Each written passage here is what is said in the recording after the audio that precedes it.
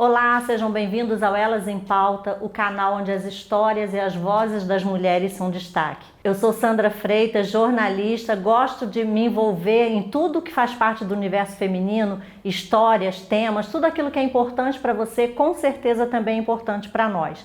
E hoje, como sempre, nós também trazemos um tema que com certeza vai te interessar se você tem filhos, se você é responsável por alguma criança, neto, sobrinho, você vai se interessar por esse tema. Nós vamos falar sobre educação respeitosa e parentalidade positiva. Se você nunca ouviu falar sobre esse tema ou se ouviu falar com algum outro nome, eu te convido a ficar aqui para você entender do que se trata esse tema. E para falar sobre esse tema, nós convidamos a Débora Brandão, que é pedagoga e educadora parental. Débora, é um prazer ter você aqui conosco. Obrigado por aceitar o nosso convite. Eu que te agradeço, Sandra, o convite. Estou muito feliz de estar aqui hoje. Débora, então, para a gente começar, a gente escuta falar muita coisa sobre educação respeitosa, sobre parentalidade positiva. Explica para a gente, no conceito geral, o que é essa educação respeitosa? Bom, a educação respeitosa, ela surgiu para sair daquele padrão da educação tradicional, né? A gente tinha uma educação baseada no medo, nos castigos, nas punições, e aí surge a educação respeitosa. Ela é baseada na psicologia positiva. Há um tempo atrás, antes da psicologia positiva, a gente esperava o sujeito adoecer para ele ser tratado das doenças psicológicas. Com a psicologia positiva, a gente veio para trazer o quê? O bem-estar, né?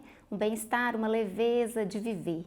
Então, a educação respeitosa, ela surgiu aí nessa época, mais ou menos 1980, né? Dois psiquiatras, eles queriam colocar que o adulto deveria ter mais resiliência, mais bondade, né? Características mais firmes emocionais. Porém, eles colocaram isso no adulto, mas para chegar neste adulto resiliente, forte emocionalmente, a gente precisava começar na base, que é a infância. Então, se a gente tratasse as crianças com desrespeito, né, sem respeito, a gente não teria este adulto. Então, foi mais ou menos assim que surgiu a educação respeitosa. Então, essas são as principais diferenças, né? Por exemplo, na educação mais rígida, tradicional, como a gente já estava acostumado, é a questão da ameaça, da punição, e na educação respeitosa é mais do diálogo, podemos dizer assim? Sim, a base, né, da educação respeitosa, né, da parentalidade positiva, é o diálogo, a empatia, o afeto, né? Já a educação tradicional, castigo, medo, punição, né? São aquelas típicas frases que a gente ouviu na infância, obedece, né? Manda quem pode, obedece quem tem juízo. Ou então, criança não tem que querer, né? Essas frasezinhas que ficam marcadas, né, da nossa infância. Então, a educação tradicional, ela é bem rígida e punitiva. E quais são os pilares, a base dessa educação respeitosa? Bom, o primeiro pilar, né, o respeito, com certeza, a empatia, né, o afeto ali, o querer educar de uma forma mais próxima do filho, com diálogo, né, com conversa, sem castigo, sem punição, sem gritos. A principal base, né, os pilares são esses. Uma educação mais afetuosa. Então, por exemplo, em relação aos castigos, a criança entende, por exemplo, que ela fez alguma coisa errada e está, por exemplo, perdendo alguma coisa? Na verdade, na educação respeitosa, como você cria ali, né, uma base de diálogo, você vai com a sua criança ali em casa desde pequenininha, de preferência, né, que a gente começa desde pequenininho, você vai estabelecer regras e combinados, né, dentro dos seus valores, que muita gente acha que é só seguir ferramentas e passo a passos que você vai aplicar uma educação respeitosa, e não é. Né? Na verdade, você tem que criar um ambiente, eu falo que o ambiente familiar ele precisa ser funcional e não disfuncional. Né? Um dia eu falo gritando, no outro dia eu me arrependo e falo muito mansinho. Você tem que achar o equilíbrio ali e criar a criança naquele ambiente funcional.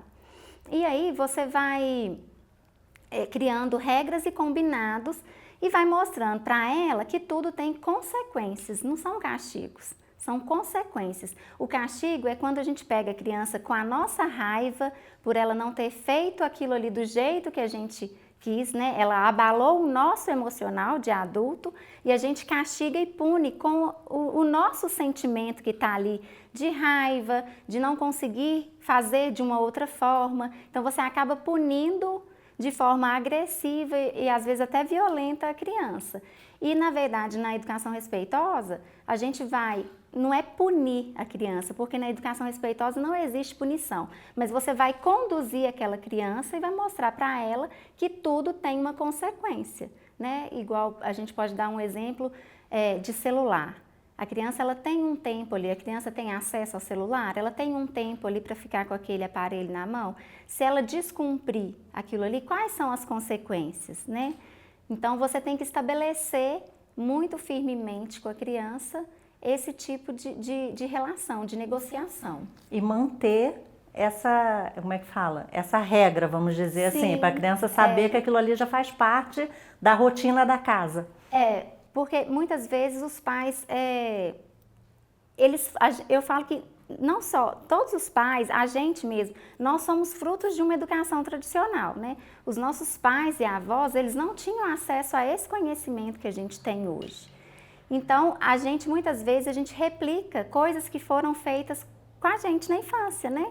Então, assim, por mais que eu queira fazer diferente com os meus filhos, muitas vezes eu me pego repetindo um padrão de educação. Então, a gente precisa estudar profundamente, né, o desenvolvimento da criança, né, conhecer o cérebro da criança, entender o que acontece para poder ensinar ali aquela criança a lidar com as emoções, porque nós adultos também não temos inteligência emocional. Nós estamos aprendendo, ensinando os nossos filhos. Então, assim, é juntar este, né, conhecimento e ir direcionando aquela criança ali. Então, por exemplo, muita gente, nós adultos não temos inteligência emocional, a gente está aprendendo, né? Sim. E muita gente que meio que discorda dessa educação respeitosa fala assim, eu apanhei quando era criança e não morri. É verdade. Não morreu, mas ficou com alguma questão. Marcas. Eu falo assim, que não é sobre sobrevivência, né, gente? Educar não deveria ser sobre sobrevivência. Na verdade, eu falo que educar não deveria nem ter esse termo, educação respeitosa. Deveria ser só educação. O respeito, ele já deveria estar embutido ali, né? Mas a gente sabe que não é assim. Então, essas frases que as pessoas falam são frases de crianças, né? Adultos com a sua criança interior machucada e ferida, né? Eles carregam aquelas marcas. Porque quando nasce, eu falo que quando nasce uma criança, ela nasce um pote vazio e ela tem uma chama acesa. O pote vazio, quem vai encher é o adulto, o cuidador, os pais, né? A gente vai enchendo e vai moldando. E a chama acesa é o viraceiro, é o que aquela criança é, a potência que ela tem. E às vezes, a forma que eu trato, eu vou apagando aquela chama. Eu vou diminuindo a dignidade, eu vou humilhando, eu vou castigando. Então, eu vou apagando a chama daquela criança. E aquela criança, para sobreviver, porque ela precisa do adulto para sobreviver, ela vai se moldando àquele ambiente. Então, por exemplo, quando um bebê nasce, ele só sabe chorar. Então, o choro dele é um pedido de ajuda, ele precisa de alguma coisa, do leite, do colo. Então, quando a gente negligencia o choro de uma criança, ela vai chorar com mais intensidade para se fazer ouvir. Se a gente vai atender ou não prontamente, né, conforme a situação ali dentro daquela casa, daquela família, aí isso vai moldando a criança. Opa, se eu chorar, minha mãe vem me dar o peito.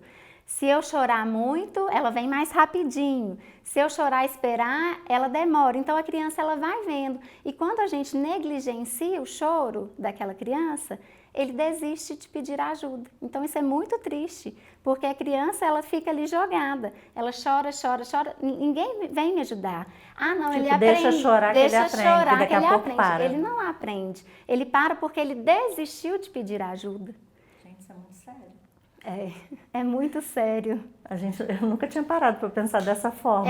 Tanto que tem muitas coisas quando a gente fala do sono, né? Quando a gente vai colocar a criança para dormir, as dificuldades que a gente tem com relação ao sono, tem muita gente que fala, deixa ele chorar um pouquinho para ele conseguir dormir.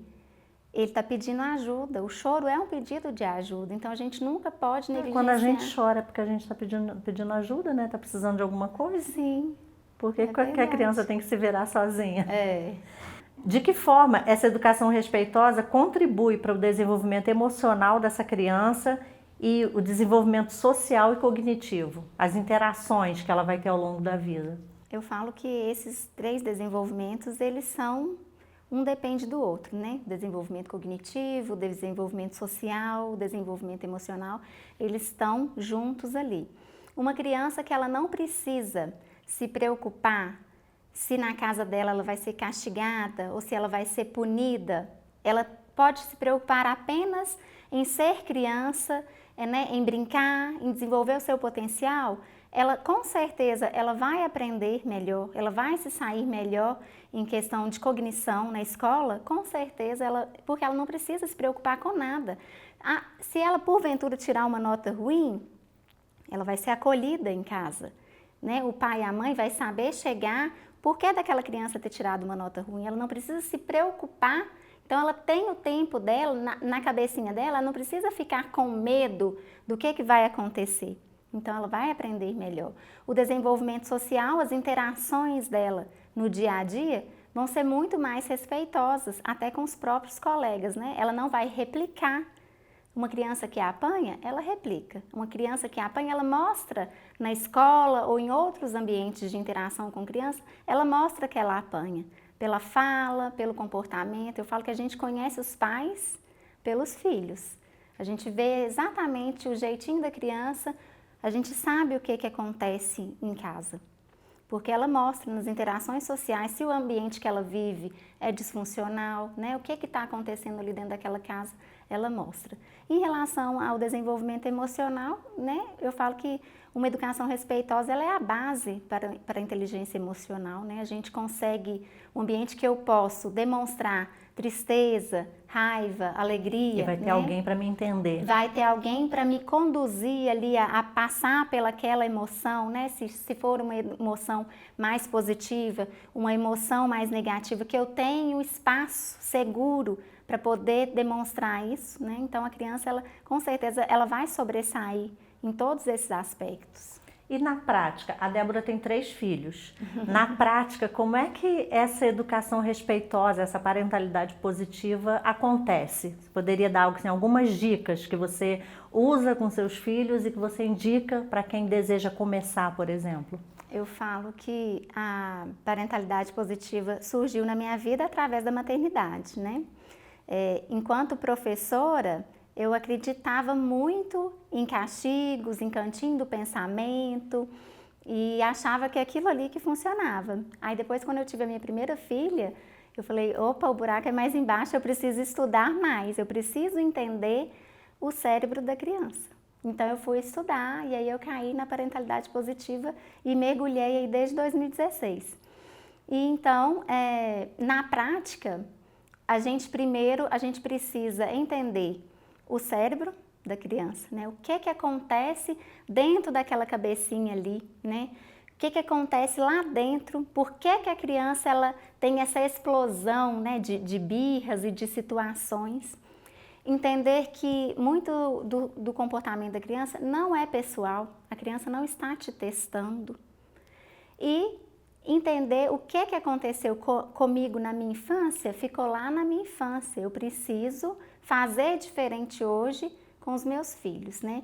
Porque o nosso cérebro funciona da seguinte forma. Aqui eu tenho meu cérebro. Vamos imaginar que isso aqui é meu cérebro. Essa partezinha aqui da frente a gente chama de neocórtex pré-frontal.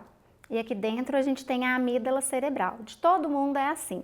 Essa parte aqui, nas pessoas adultas, mulheres, 25 anos mais ou menos, homem, 28 anos, essa parte vai se desenvolver nessa idade. É a parte racional do cérebro. Aqui é a amígdala cerebral.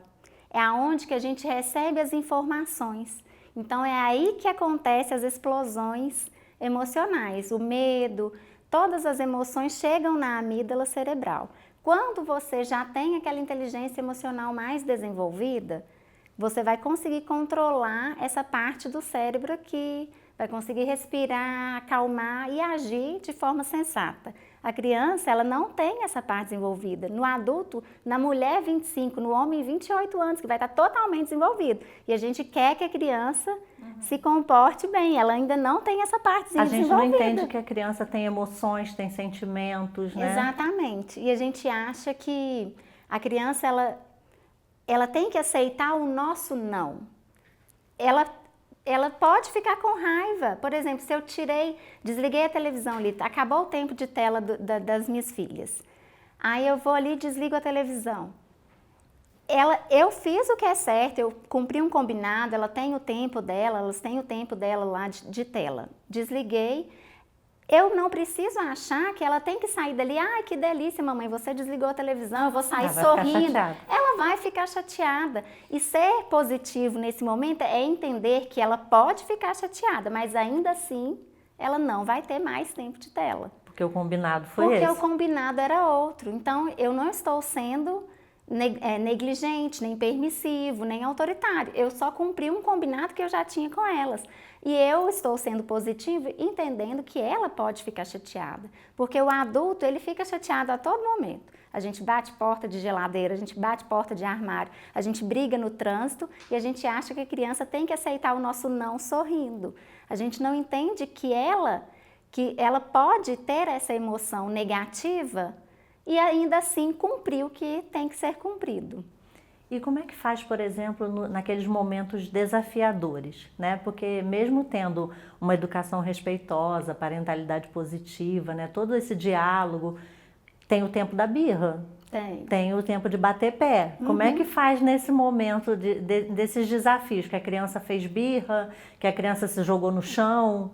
Eu falo que, primeiro, eu ensino muitos pais, liga o botãozinho F para a sociedade, porque a sociedade julga. Se a criança está ali no meio de uma explosão emocional ali, de uma birra, né, que a gente chama de birra, mas é uma explosão emocional.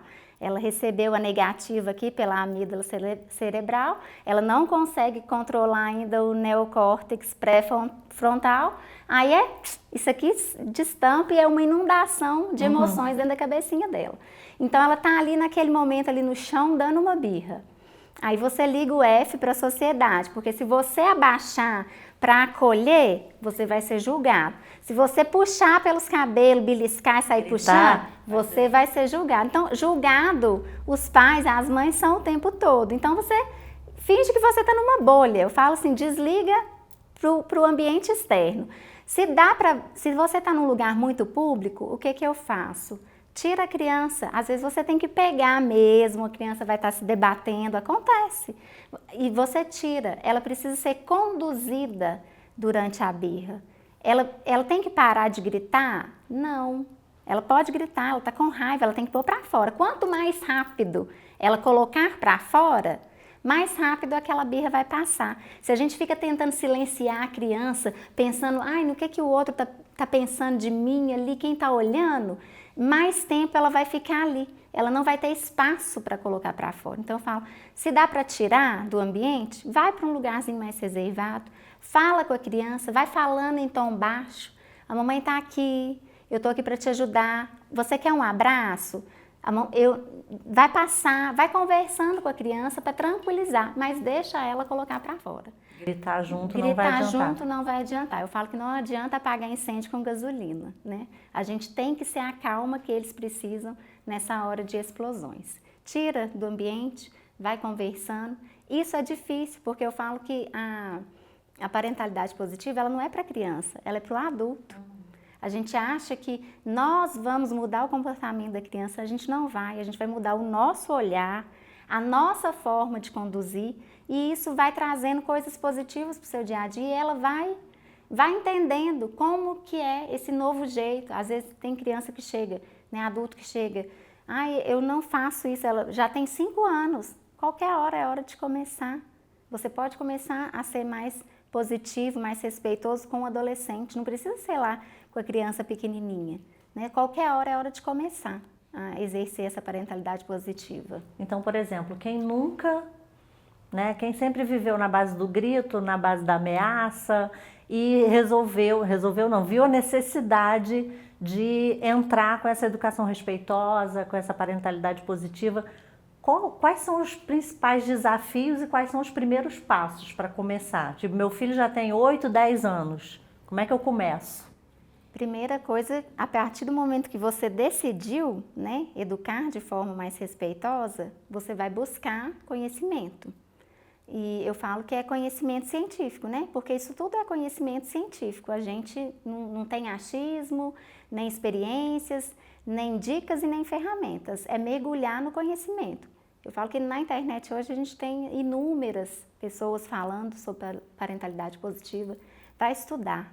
Estuda e começa a naturalizar isso dentro da sua casa. Todos os dias você começa diferente, fala assim, não, hoje o meu objetivo é o quê? Gritar menos com o meu filho. Então toda vez que você se pegar tentando ali resolver no grito, você vai falar, opa, eu decidi mudar, né? E a criança nessa fase de 8 anos, por exemplo, ela já entende claramente as coisas. Então a primeira coisa que você pode chegar é construir uma nova relação com ela. Filho, olha, eu fui uma mãe que até então te bati demais, fiz muitas coisas das quais eu me arrependo. Uma conversa franca e aberta. Eu falo que com o filho a gente tem que ter conexão. Conexão a gente tem através de diálogo, de afeto verdadeiro, né? de um relacionamento forte. Então senta e coloca na mesa mesmo. Olha, eu fiz muita coisa das quais eu me arrependo, né? Eu gritei e tudo, te machuquei algumas vezes. Eu entendo, hoje eu tenho conhecimento, eu fiz isso porque eu fui criada dessa forma. Seus avós não sabiam, né? Não estou falando mal aqui de nenhum avô, gente, porque eu falo que... Mas era a forma que eles conheciam, Era a forma que né? eles conheciam, né? Isso foi sendo perpetuado de geração para geração. Eu sei de casos que tem avós que batiam no filho mais velho para dar exemplo, simplesmente porque o mais velho tinha que dar o exemplo para os mais novos, apanhava pelo fato... Sem nem saber por quê. Sem nem saber porque tinha que apanhar. Então, assim, conversar com a criança, esclarecer, vamos fazer diferente, né? Porque quando a gente cria esse espaço de confiança com as crianças, elas entendem. Elas entendem que elas têm segurança, elas entendem que elas podem contar. Né? Tem uma frase da parentalidade positiva que fala, quando seu filho estiver numa situação embaraçosa, você quer que ele corra para você ou quer que ele corra de você? Porque se ele tiver medo de você, como que ele vai poder chegar e te pedir uma ajuda numa situação difícil? Será que ele pode chegar perto de você e conversar tudo e contar com você para tudo? Ou ele precisa ter medo da sua reação, da sua explosão, da chinelada que vai vir? Então a gente precisa entender que quanto mais a gente cria os nossos filhos com dignidade, que eu falo que é dignidade, é você dar para a criança dignidade, mais perto da gente eles vão querer estar. É com a gente que eles vão querer contar, né? Principalmente quando eles vão entrando na adolescência, que já tem esse movimento natural de buscar nas turmas, nos grupos, eles vão ter esse processo natural, mas eles sabem que podem contar com a gente, eles vão querer dividir e compartilhar só com os amigos. As situações embaraçosas, eles precisam contar com os pais, então eles têm que ter essa segurança. Porque muitas vezes a criança ou adolescente está enfrentando uma situação complicada, por exemplo, na escola, com a amizade, e se não tiver essa confiança em casa, ele vai buscar de outra forma essa informação. Ele vai buscar na rua, né? E às vezes na rua a gente não tem tanta coisa legal igual a gente sabe que tem dentro de casa. E assim, muita gente ainda meio que torce o nariz para quando se fala sobre educação respeitosa, parentalidade positiva, porque associa a permissividade. Sim. E não é isso. Não, é muito ao contrário. Eu falo que ser permissivo é você deixar a criança conduzir da forma que ela quiser fazer. Ser negligente é você largar para lá também, né? Agora, você ser positivo, né? Você dar limites com respeito. Então, o não, ele vai funcionar. Tem gente que acha que é só falar baixinho, mansinho, manter a calma, contar até 10, respirar, e não é, né? Então, você tem que dar limites Tem que ter com firmeza também. respeito. É limite gentil e firme, né? Eu falo que a gente tem um rio, uma margem, educação tradicional. A outra margem, educação permissiva. E a gente tem o rio ali para conduzir o nosso filho, que é o caminho do meio. Então a gente tem que achar esse equilíbrio. Você precisa ter esses acordos firmes, né? Eu falo que respeite os seus valores. Né? Tem gente que acha, mas eu tenho que seguir isso, respeita o seu valor. Qual que é o seu valor? A sua religiosidade, a sua religião, a sua crença, né? O que é valor para você? A gente tem pessoas que, por exemplo, ele é vegano, aquela família é vegana, aquilo ali é um valor para aquela família. Então, mesmo dentro da educação positiva ali, ele quer criar dentro daqueles valores. Aquela família é católica. Dentro do catolicismo, cria na educação positiva. Não tem essa de ter que seguir uma coisa e ter que abandonar a outra. Não, você pode criar o seu filho com limites, sendo gentil e firme ao mesmo tempo, né? Respeitando o que é valor dentro da sua família. E como essa educação pode fortalecer os vínculos entre crianças, adolescentes e os pais? Olha, eu falo que quando você consegue chegar perto do seu pai e pedir ajuda para qualquer situação, eu acho que não tem vínculo mais forte do que esse, né? Você ter confiança, segurança com o pai, com a mãe, você poder chegar e falar de qualquer assunto. Mãe, me ajuda a resolver essa situação. Eu tenho um exemplo, né, que eu não vou citar nomes, mas eu tenho um exemplo de uma situação que um pai está vivendo com um rapaz já adulto, de 24 anos, e esse pai, ele idealizou um filho. E ele foi um pai muito rígido durante toda a vida. Hoje, com um filho de 24 anos, ele reconhece isso. Ele já tentou pedir desculpas e tal, e chegar nesse filho. Mas esse filho, ao longo da adolescência, da infância e da adolescência, ele foi construindo uma relação distante com o pai. Hoje ele é um rapaz de 24 anos que já está organizando a vida dele para sair, e o pai está muito cheio de remorso em casa, achando que não está na hora, que esse filho ainda não está preparado, que ele está andando com pessoas que não são as pessoas ideais, mas ele meio que perdeu este filho ao longo da vida dele. Então agora é um processo de... Porque não tinha diálogo, não tinha diálogo, ele idealizou um filho, o filho não foi do jeitinho que ele, né, que ele planejou. Eu falo que cada criança ela tem uma personalidade, um temperamento. Então a gente vai conduzir, mas você não vai modelar o seu filho. O seu exemplo é modelo para ele, mas você não vai moldar uma personalidade. Ele tem a personalidade. Então ele sente hoje que ele perdeu um pouco esse filho, né? Tá num processo aí de terapia para entender que esse filho precisa desse tempo para resolver a vida dele, para eles conseguirem ter uma relação de adultos mais harmoniosa, mas ainda tem um trabalho aí pela frente. Porque coisas que não foram resolvidas ao longo da vida. Na infância e adolescência. Né? E existe uma faixa etária que seja mais desafiadora? Para aplicar a educação respeitosa? Eu falo que cada fase tem seus desafios, né? Falar que é fácil, não é. Quando a criança é muito pequenininha ali, 1 ano e meio, 2 anos, né? Que ela está naquela fase de explorar o mundo, você tem que estar o tempo todo redirecionando a atenção dela, né? Que às vezes ela quer mexer numa tomada, num remédio, numa faca. Então você está o tempo inteiro ali conduzindo.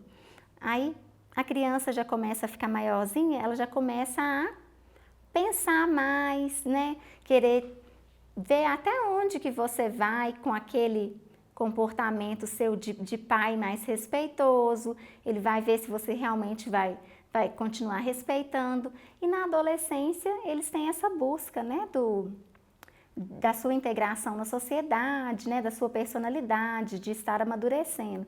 Então, cada fase tem o seu desafio. Eu falo que não é fácil aplicar a educação respeitosa em todas as fases têm seus desafios. E o desafio maior é com a gente mesmo, né? É a gente anular ali os nossos vícios, né? A repetição de padrões que a gente tem do passado. E a questão de, por exemplo, a gente às vezes esquece que a criança é um indivíduo, a gente já falou aqui, né? Tem emoções próprias, sentimentos próprios, desejos próprios. Como é que fica a questão das escolhas? Ó, eu falo que a gente precisa conduzir a criança, né? E não é todas as escolhas que eles vão poder fazer. Isso seria permissividade, né? Se eu deixar a minha criança conduzir do jeito que ela quiser, ela vai comer porcaria todo dia, né? Então a gente precisa conduzir. Então, as escolhas, algumas coisas, a gente pode dar escolhas limitadas para ela, né? E a gente vai mostrando, através dos nossos exemplos, né? Do que a gente acha que é valor, e vai mostrando para ela saber fazer a escolha. E vai chegar uma hora que a gente tem que acreditar que ela aprendeu, né? Com o nosso exemplo, e que ela vai saber fazer a escolha certa quando ela estiver longe dos nossos olhos. Mas enquanto eles estiverem com a gente, né, em casa, enquanto eles forem pequenos, dependerem da gente, a gente precisa sim ajudá-los a fazer a escolha certa. Direcionar, guiar, né? Eu dou um exemplo que eu falo assim com as minhas meninas. Eu tenho 2 meninas e um bebezinho, né, que é um menino. Mas com as meninas que já são maiorzinhas, igual quando a gente vai na igreja, eu falo assim, que tipo de roupa que a gente usa para ir na igreja? É diferente da roupa que a gente usa para ir na praia. Então, elas já têm que saber.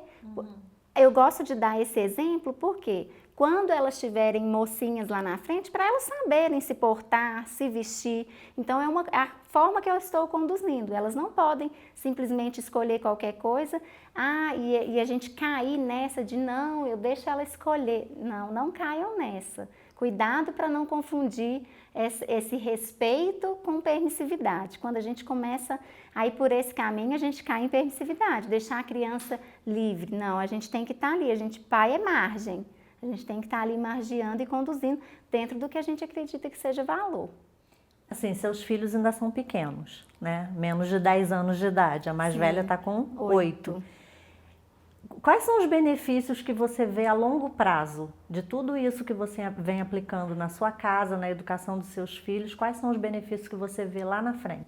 Eu já vejo a de 8 anos usar a educação respeitosa no dia a dia dela sem assim, naturalmente. Eu falo que já naturalizou esse conceito, sabe?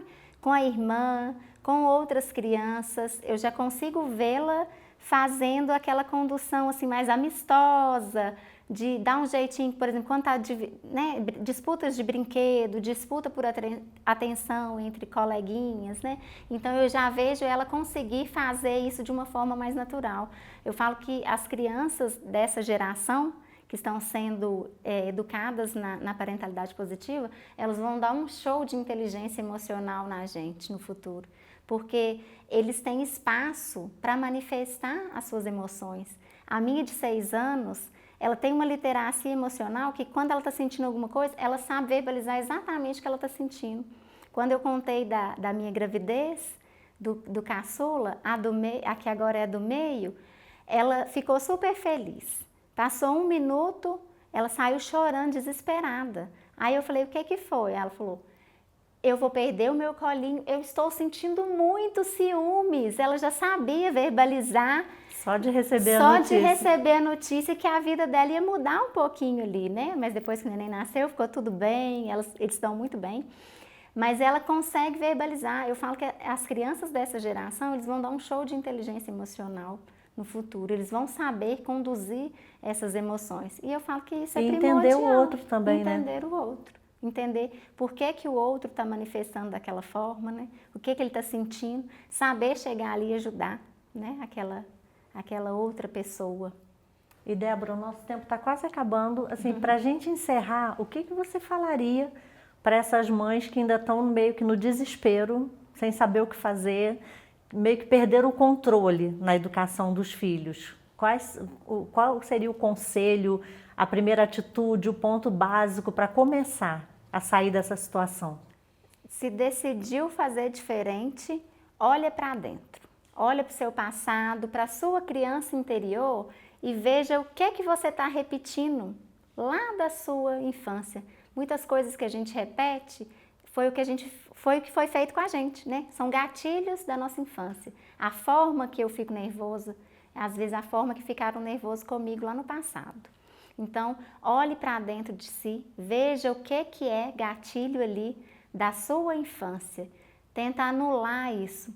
Se não conseguir fazer isso de forma natural e sozinha, procura ajuda, procura terapia, procura uma educadora parental para te conduzir, né, uma orientação parental para te conduzir nesse processo. Estude muito. Tem muita informação hoje. Tem muita informação. Participa de tudo que tiver aí, evento gratuito, compra livro, tem muita informação boa na internet. Tem muito livro bom, fácil, gostoso de ler, para você começar a mergulhar nesse universo. E junte-se a uma comunidade mesmo, procure grupos de mães no Instagram, no WhatsApp, né? Com pessoas que estão buscando esse caminho também, que quando a gente sozinho é mais difícil. Quando a gente está em grupos de pessoas que pensam da mesma forma, é mais fácil da gente conduzir ali dessa forma. Então, eu acho que é buscar informação, entender o cérebro da criança, entender os seus gatilhos emocionais e estudar. E começa a fazer isso um pouquinho todo dia, né? Um pouquinho que você aceita ali que aquela criança ela não precisa aceitar o seu não sorrindo, você já fez muito naquele dia.